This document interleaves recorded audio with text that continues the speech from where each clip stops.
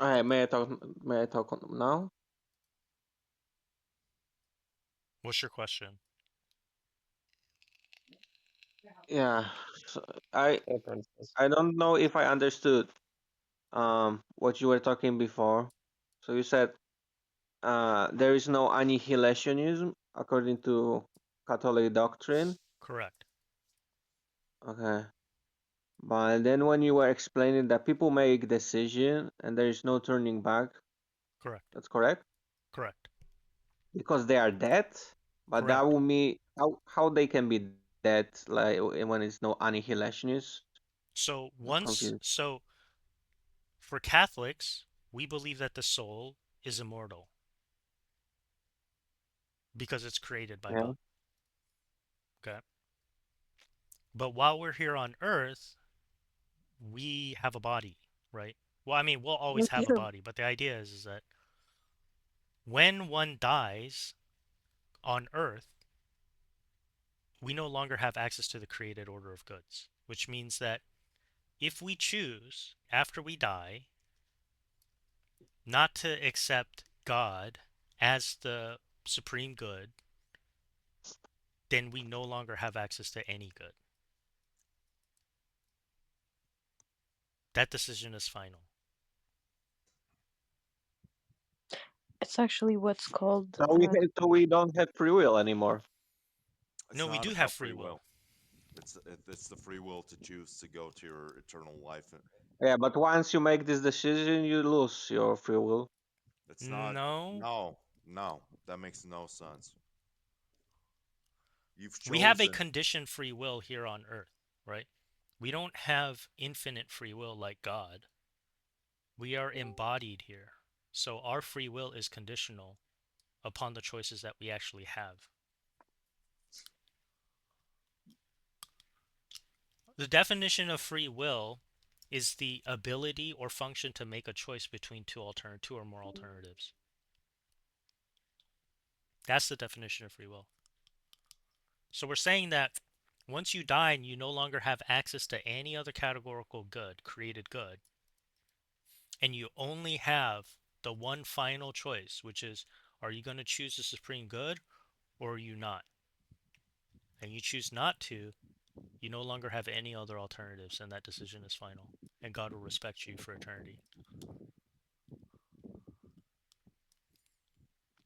What was the last sentence? And God will allow you, right, to not choose Him for eternity.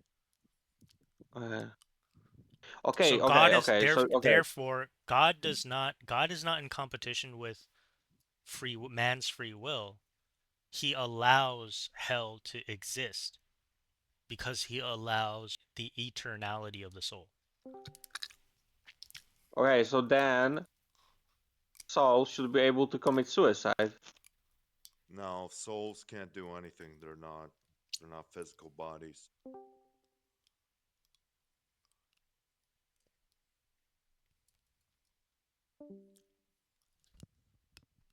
Yeah, that's why I said that.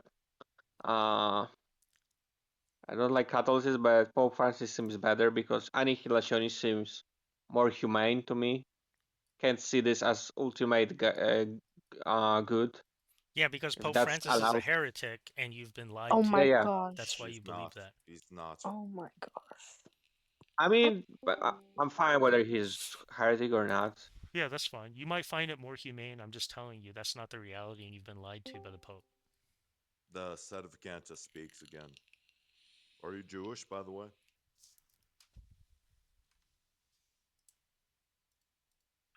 Yeah, I Eh, believe that God is merciful and God will. We don't know who's in hell. Even Judas might not be in hell.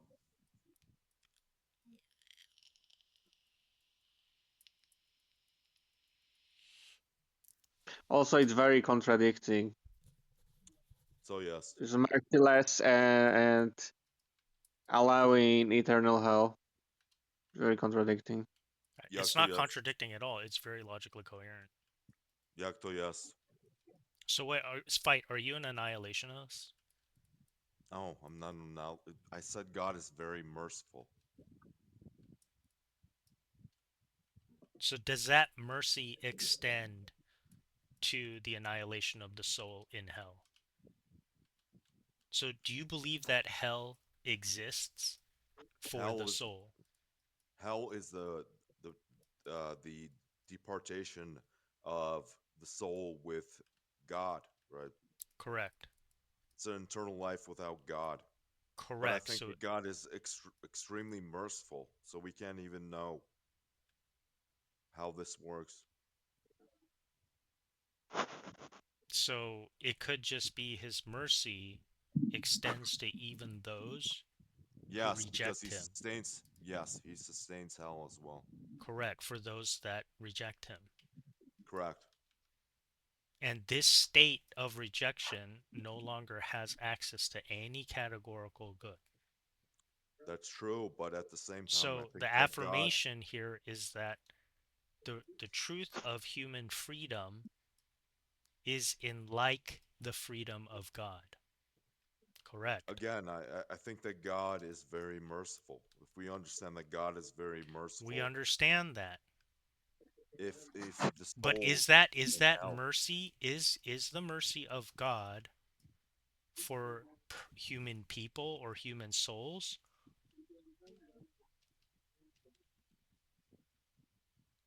what do Is you mean by any that? property or attribute of God for the human soul?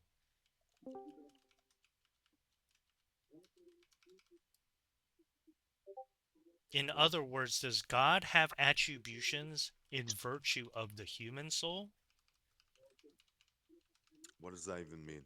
The human is composite of materia and the eternia, which would be Right. It would be ridiculous to assume so. So even the mercy of God is for the glorification of himself. the soul, right? For himself. Correct. But the soul Not for the is human soul, but for himself. So God is merciful only to glorify himself. So if a soul chooses no longer to choose the supreme good by which mercy is possible, God will withhold his mercy.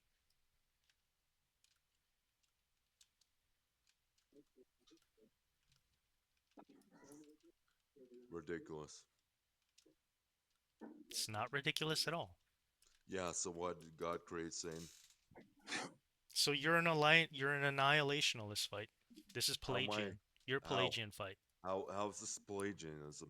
This is Pelagianism. How? Pelagianism. How? This is the logical conclusion to Pelagianism. How?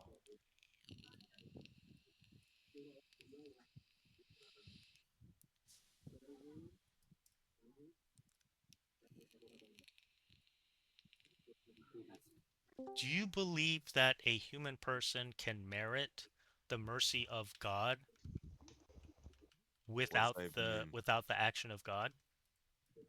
No, obviously not. Okay. Then you cannot maintain that mercy is necessary for even those in hell. No, I would state that God is merciful, so we don't even know who is in hell.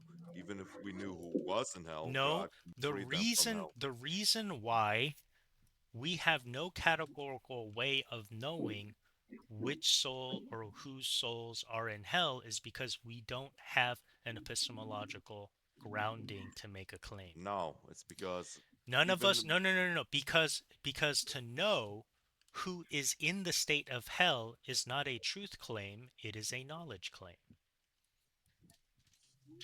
That's why we oh, you cannot got me. know who is in hell. You Because got again, me. it's a knowledge claim, it's not a truth claim. Only God knows the truth. And the truth is that souls are in hell. That is the truth. We know.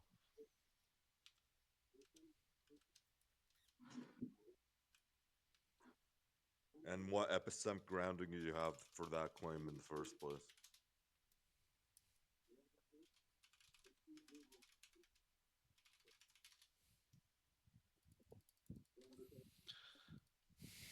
Hey, did you hear me? Hmm? What epistemic grounding do you have for that claim in the first place? For which claim? That we know who's in hell. We know that there are I did not people in say hell. that we know who's in hell. I specifically told you the reason why we say we don't know is not a truth claim. It's not based on a truth claim. It's based on a knowledge claim. Yeah, okay. Because But we what don't knowledge have claim? an epistemic founding or grounding, because none of us have an experience of hell as long as we're alive on this earth. Therefore, none of us can know Right. definitively that that is the case, right? Awesome. Only So, God, only God could know with his omnipotent or omniscient knowledge, right? great. So what All epistemic we figure? all we Okay. know, all How? we know is what Jesus told us about the truth, and the truth according to Jesus is that there are souls in hell.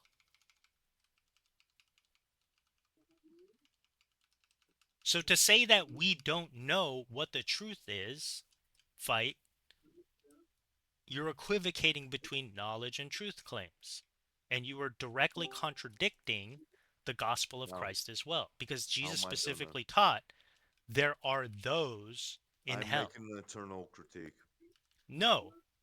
So I'm making a distinction, a rightful distinction, between knowledge claim and truth claim in order to ground what we mean when we say we don't know which souls are in hell or who is in hell. Not that hell exists and there are souls there. We know that hell Not even exists and funny to that me. there are souls there because that's precisely what Jesus says. Not lying. Yeah, I know that. Obviously.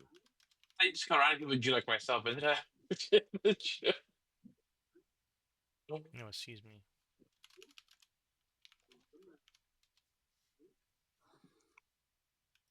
And Jesus says, and they will go away into eternal punishment, but the righteous into eternal life.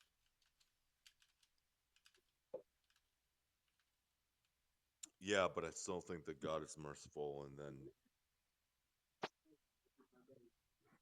it might be a course of time, but He will free the souls from hell.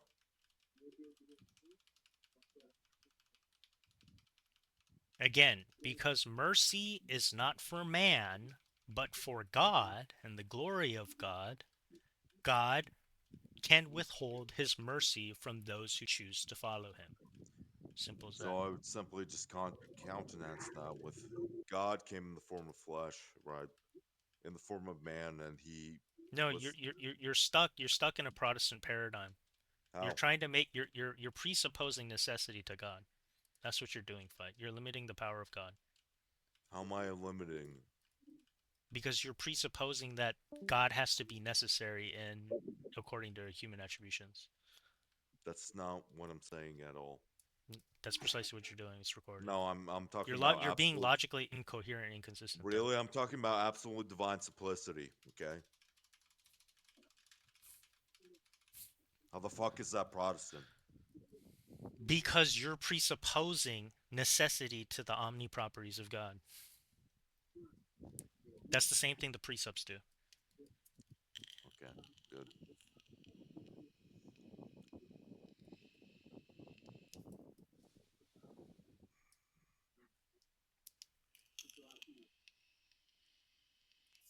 It's a circular argument, fight.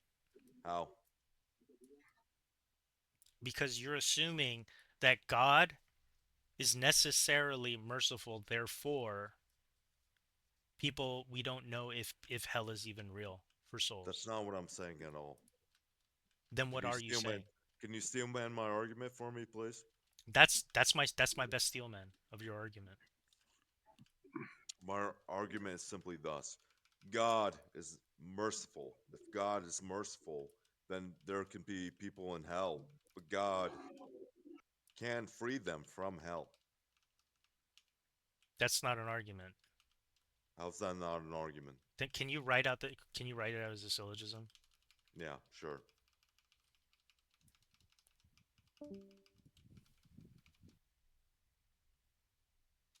So you have an argument Interesting. that is P No, I don't have any argument. Q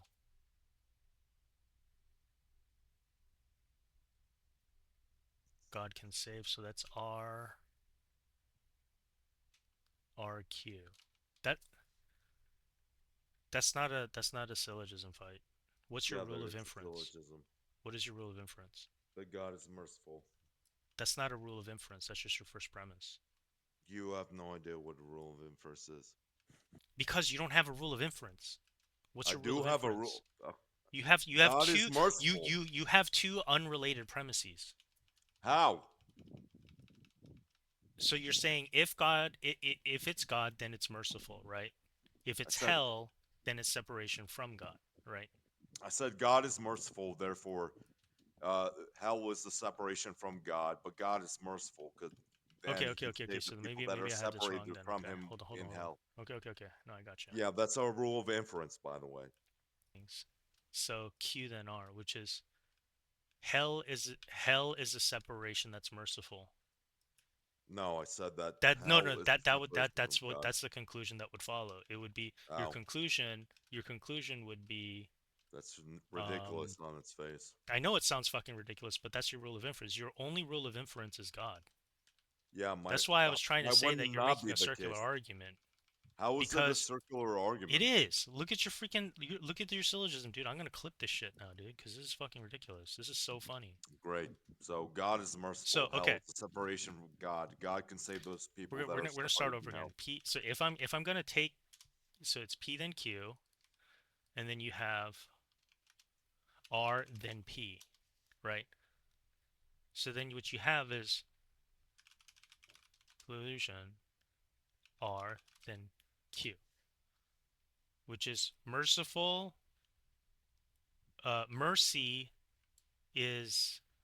Mercy is hell as a separation.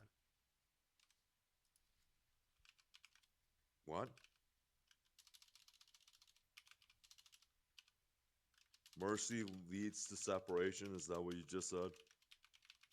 Yep. How? If you're claiming that your rule of inference of God is God in this quote unquote argument, this syllogism, then that's your conclusion. So your conclusion doesn't How? follow from your premises.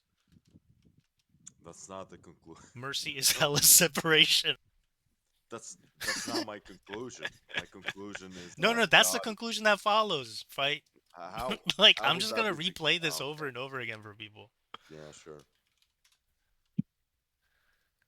Like this is crazy, dude.